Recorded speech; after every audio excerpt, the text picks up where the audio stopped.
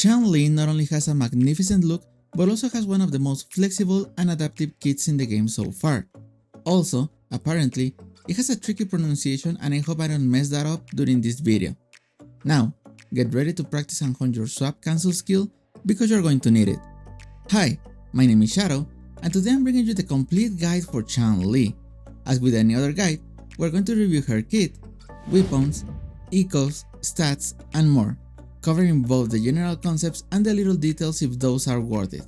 Let's begin.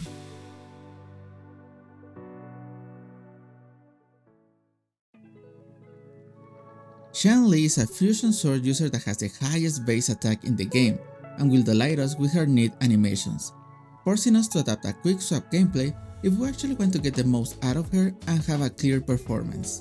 Her basic and mid-air attack, as with any other character, will allow you to perform up to 4 consecutive attacks. After the last hit, she will gain a buff called True Sight. This will allow Changli to execute either True Sight Conquest if she performs a basic attack, or True Sight Charge if she jumps or uses a mid-air attack. Most of the times, you will want to use True Sight Conquest since it's the one with the highest multiplier between those two skills, but don't restrain yourself from using True Sight Charge if the situation forces you somehow. Other ways to obtain the True Sight buff are by using her Resonance skill, True Sight Capture, and her Intro skill. Now, besides from getting pretty good damage from the True Sight attack variants, we also get Inflaming Stacks, which is part of her Forte circuit. But, before moving into that topic, I believe it's worth mentioning the following. Her Resonance skill, besides looking extraordinary, has a long animation. This is your first window to perform a swap cancel into another character. Since True Sight lasts 12 seconds, you won't lose your chance of performing the enhanced attack once you switch back to Changli. Now, the objective of her Forte is that we gather 4 stacks of Inflament in order for her to use Flaming Sacrifice by using a heavy attack. Even though you will be taking 40% less damage while casting this attack, you want to always swap cancel during this and continue the rotation with another character in the team.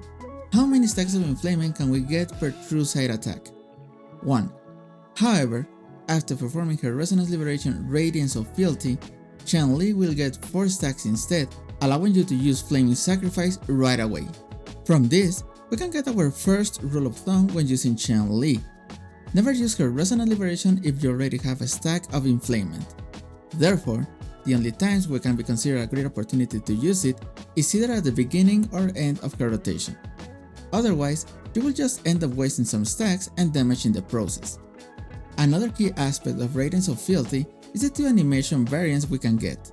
One when we use it correctly without inflaming stacks, and the other when we use this ultimate while having 4 stacks. Even when this last one looks staggering in my opinion, it's an indicator that sadly we messed it up and will be missing important damage in our rotation. Another reason why the proper use of stacks is relevant is due to her inherent skills. When you activate both of them, one will increase her fusion damage per stack of Inflamement, and the other when you use Flaming Sacrifice or Radiance of Fealty. This last one will also provide you with a unique benefit, being Changli the first character in Wuthering waves to have it, Defense Ignore.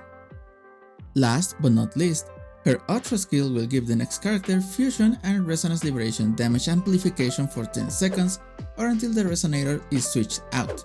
This is kind of huge, since let's remember that damage amplification has more relevance than damage bonus, being the first one multiplicative and the outcome is affected by the rest of the bonuses. So, with all of this in mind, can Changli actually be a main DPS, or will she perform better as a sub DPS? Let's take a look at her damage profile. Most of her damage is from her Resonance skill type, followed by her Resonance Liberation, these two representing more or less 83% of the total damage she can deal. Let's remember that all of her True Sight attacks and Flaming Sacrifice are considered Resonance skill damage, and those will be used frequently in her rotation, which we will review in a bit. But how is this going to help us judge if her damage is actually good or not? Let's do a quick comparison with our most recent DPS carry, Jin. The following is taking into account their best in slot weapons, ecos, and beneficial substats, which, by the way, are pretty much the same. It is excluding any buffs they could get from other characters or resources like food. As you can see on the screen right now, there's a gap of 32% between both of them, but this is with no incandescence points on Jin. Here are the final numbers with her incandescence points at its fullest. The final gap turns out to be 12.5%.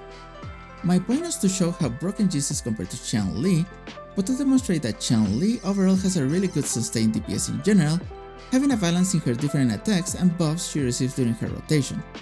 Jinx's burst damage is just ridiculous and not fair to be a point of comparison, but Changli managed to defend herself by landing those numbers without the need to rely on other characters to meet certain mechanics for her to perform that well. Leaving the numbers aside, bear in mind the following 2 points. Some of her animations are decently long enough in order to enable the chance of performing some swap cancels here and there. Also, currently we just have 2 main fusion DPS, but only one of them can benefit from Changli's outro at its fullest, Xixia. On the other hand, Anchor will only benefit from the fusion damage amplification, and any other character can take half the benefit by amplifying the resonance liberation damage. Saying all of this, I believe Changli can be a reliable main DPS in a quick swapping team, or an amazing sub DPS that can provide support to a current or future fusion DPS that can have a better synergy with her. We'll elaborate a little bit more on this in the team comps section, but for now, let's head to the weapon one.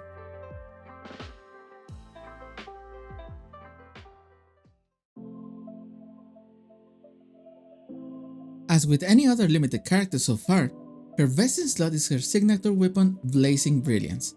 Main reason is because that one benefits her by increasing not only her attack, but also her resonance skill damage the more stacks of Syrian Feather she gains. She can generate 1 stack by dealing damage, triggering the effect every half of a second. Also, using her resonance skill will grant her 5 stacks instead of 1. But, is it truly worth pulling for the weapon?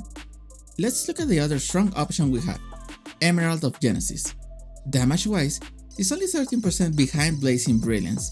Synergy-wise, it's still a good option since its effect triggers when the character uses their resonance skill.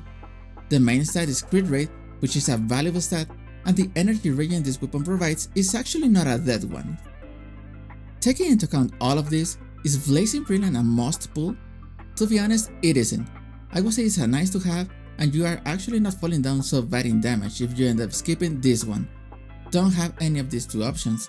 Then, you can consider using Command of Conviction, Looming Glows, or Lunar Cutter, since they are pretty similar in damage. If I get to choose one in particular, I will go with Command of Conviction due to the following reasons. Its effect triggers from intro skill, which you will be using regularly with her, or that's the idea at least. And at rank 5, Command of Conviction managed to push its numbers just slightly higher than the other 2 options. We'll include the Scale Slasher in the analysis, but it's definitely not that great on her. If you still don't have any of these, then try using Guardian Sword or Sword of Night until you get your hands in any of the previously mentioned.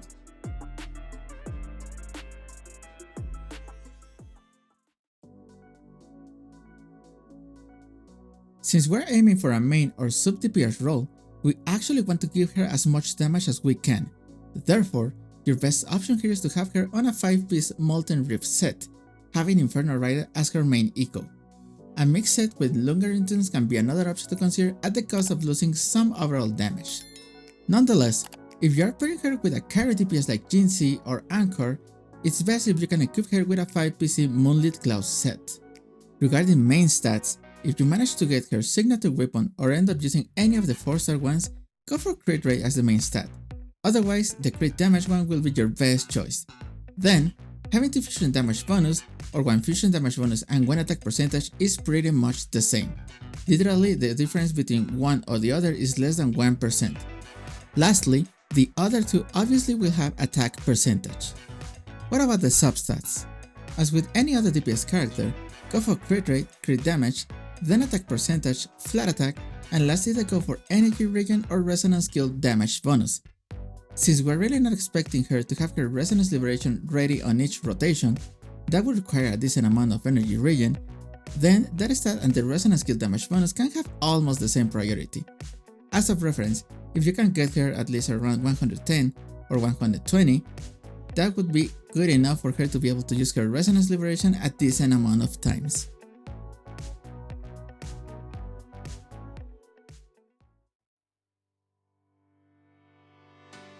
There can be a lot of variance in her DPS rotation, especially since this is one of the few characters in which you may be using from time to time her mid-air attack variants for some specific combos or just for certain mechanics.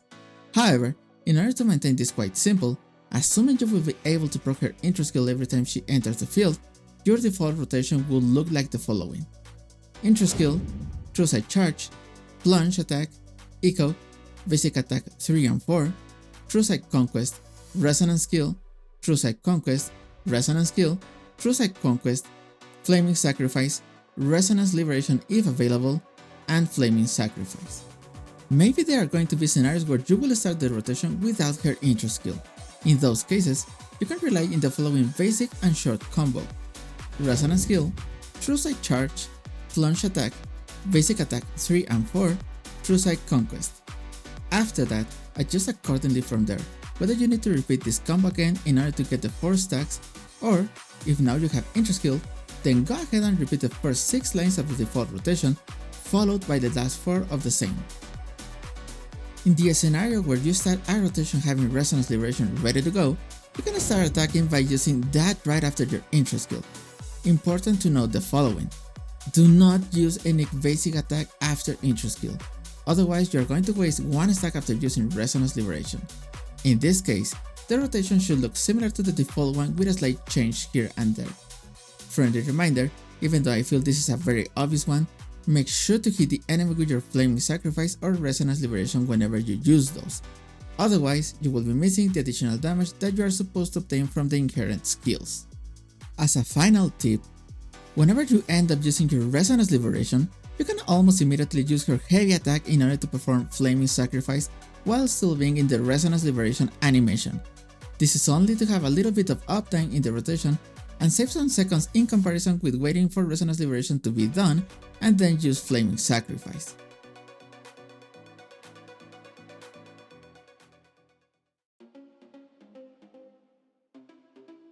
The moment of truth: team compositions. I know the first 2 options that will come to mind are Chixia and Anchor, so let's talk about those.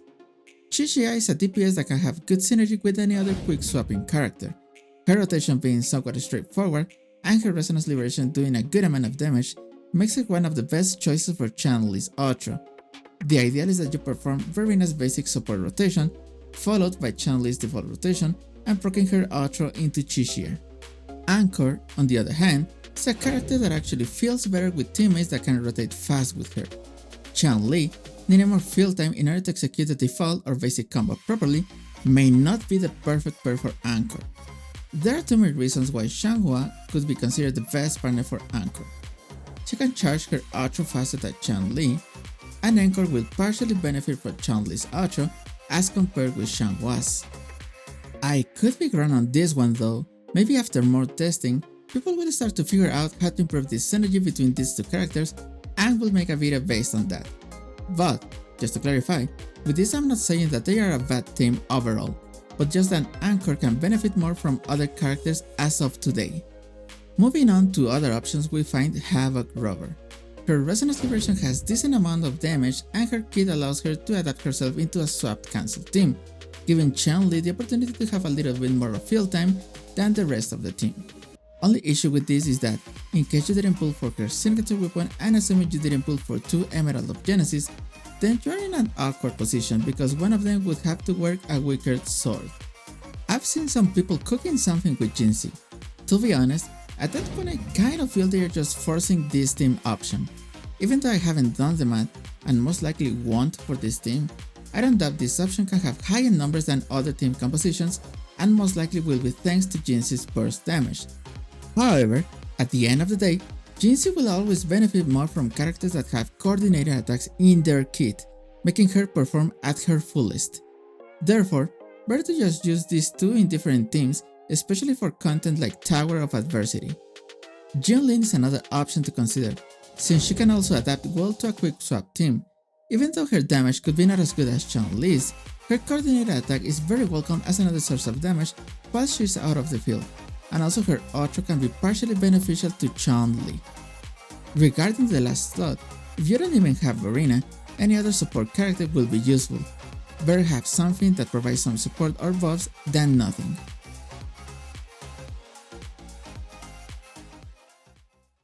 Overall, Changli is a very solid DPS option that can pull some good numbers. Definitely is not the best option among the current characters, especially if what you're looking for is a unit that can carry the whole team. But in general, she can perform really well with the correct team and by executing sub cancels whenever it's needed to. With this, I don't mean she's a bad unit, it's just a different variant of DPS that current game is giving us as the last character for 1.1. If you decide to pull for her, you would perceive that she's actually a very fun character to use, and, let's be real, she's not that easy to play as comparison with other characters. That is, if you want to perform in a very good level. If you found this content valuable, please consider liking and sharing this video since it's going to help my channel a lot.